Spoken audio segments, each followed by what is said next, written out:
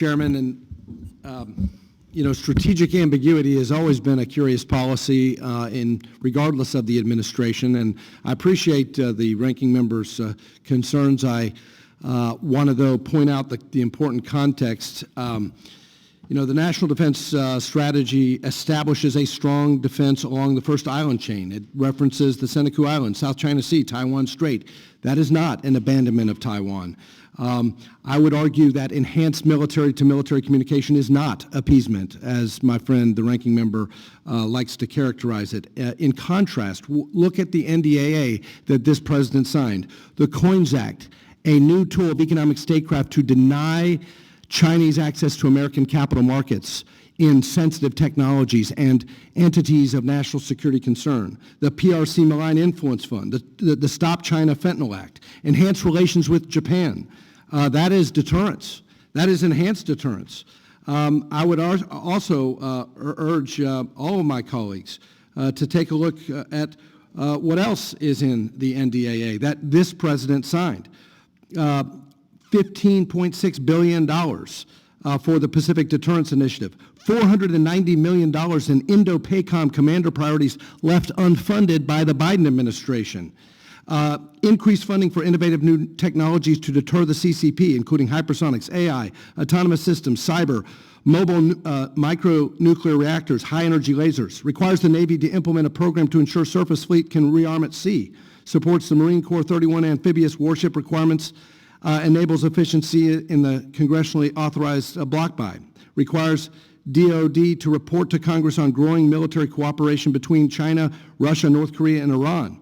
And then specifically on Taiwan, the bill that President Trump signed reaffirms U.S. support to defense of Taiwan, establishes the Taiwan Security Cooperation Initiative to provide the military and security forces of Taiwan with lethal assistance to enable Taiwan to maintain self-defense capabilities, authorizes DoD to establish a joint program on military trauma care with the military forces of Taiwan, authorizes funding for U.S. forces to continue training Taiwan, requires DoD to assess and plan to include Taiwan in more defense industrial-based cooperation and revitalization agreements, mandates an assessment of deploying asymmetric naval assets for Taiwan's defense and any vulnerabilities of Taiwan's naval platforms.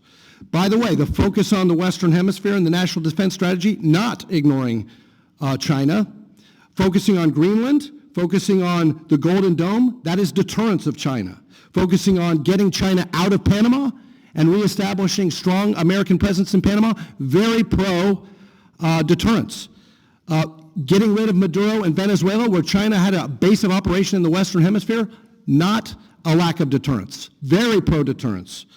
So I just think there needs to be some context. I do appreciate the testimony that Congress might consider reaffirming the Taiwan Relations Act. And I think that's a good idea. The Six Assurances to Taiwan Act is not a bad idea. Now, quickly to a question. The Trump administration, in fact, did announce an $11 billion arms sale to Taiwan, the largest in history that included HIMARS, missile systems, and drones. I commend the president for approving this historical sale that sends a clear message to China that the United States and this administration stands against their coercive acts with the people of Taiwan. Ms. Khan, the backlog of U.S. weapons to Taiwan still stands at $21 billion. What needs to happen to expedite the delivery of these weapons to Taiwan? And with this new $11 billion announcement from President Trump, what do we need? The Porcupine Act? What's the answer? The Porcupine Act is a great proposal. And our colleague, Mr. Whitman, has offered that for this committee's consideration.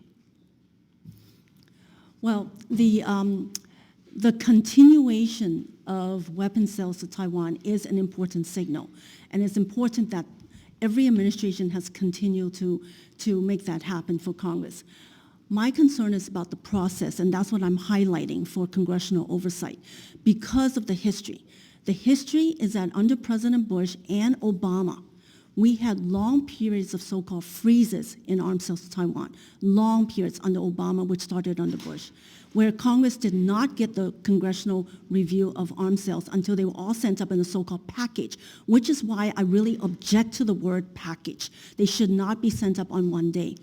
And so what I'm calling for is simply that congressional review means that the president respects that congressional review and sends the pending arms sales to Congress on a regular, routine basis as it should be done. And my time has expired, but Dr.